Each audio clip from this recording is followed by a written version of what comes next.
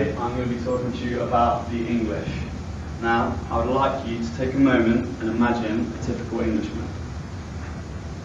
Chances are, you just imagine Hugh Grant talking like Hugh Grant, holding a cup of tea. Now, that's not exactly right. If Hugh Grant thing was wrong, the cup of tea thing, we'll get into that in a little bit. But the reason I'm talking to you about the English is because I am English, obviously, and I've experienced some mocking of my accent, and sometimes what I wear, sometimes things I do.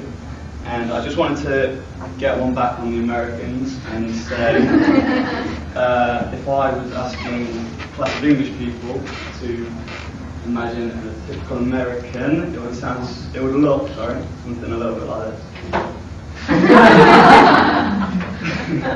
Right, first we're going to talk about some typical English phrases. And Angela Candelaria describes in an online article the English accent as gorgeous. Well, thank you, Angela. Very nice of her. But we're not going to talk about that. We're going to talk about phrases. So I'm going to translate the word mate, very similar to the word dude. Can't be arsed means I don't feel like doing something. Ginger refers to the hair colour, and it's a redhead. Fit bird, that means a good-looking woman. The dog's bollocks. This is a different one. It actually means the testicles of a dog. But if you translate it, it means something's awesome, something's really good. And then lastly, we've got knackered, which means I'm very tired.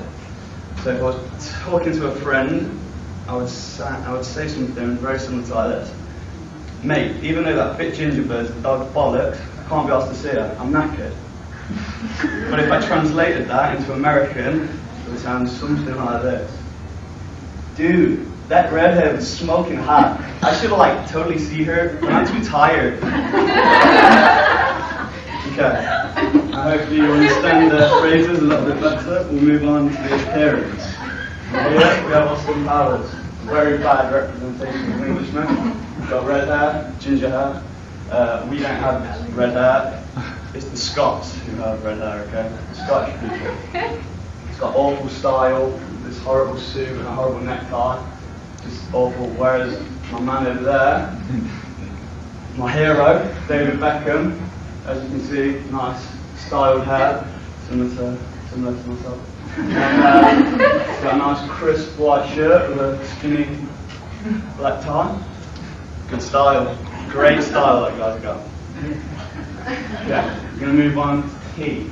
Angela Candelaria also says that English drink tea every day and will interrupt almost anything for the sake of preserving their tea time.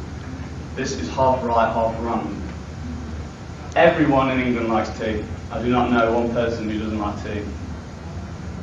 I drink tea every day, my mum, dad, brother, whole family, we drink tea, everyone drinks tea. But there's no specific tea time. The country doesn't shut down at 4 p.m. to drink tea and eat crumpets. That doesn't happen. But I've got a treat for you today. I'm going to show you how to make a cup of tea.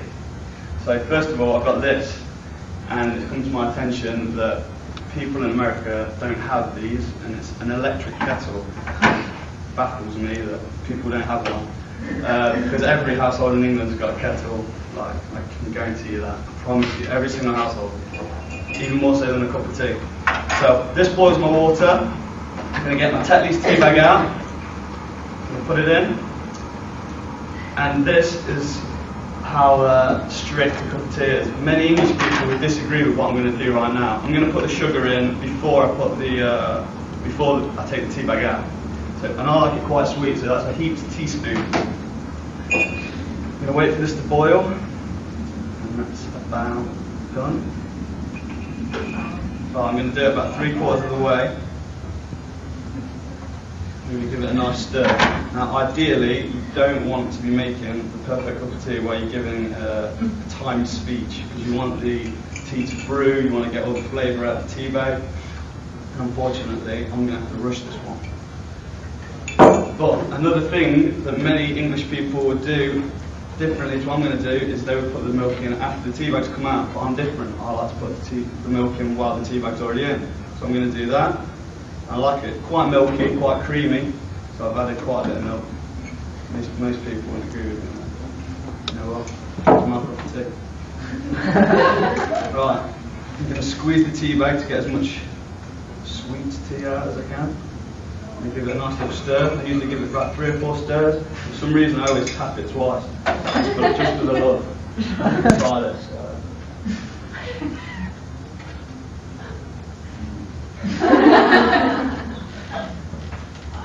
Unbelievable. I'm going to donate this to someone. Someone like this, you would love it. Okay, it's hot. Right, we're going to recap what we've learned today. First of all, you have learned some everyday English phrases. You can say, can't be asked to your parents now. You've also learned that English, in particular Englishmen, have great style. You've also learned that a cup of tea is the greatest thing in the world. But, I want to be serious for a minute. You cannot choose where you're from, how you live, where you were brought up, what you look like, how you speak. But at the end of the day, England's the greatest country in the world. God save the Queen. Thank you.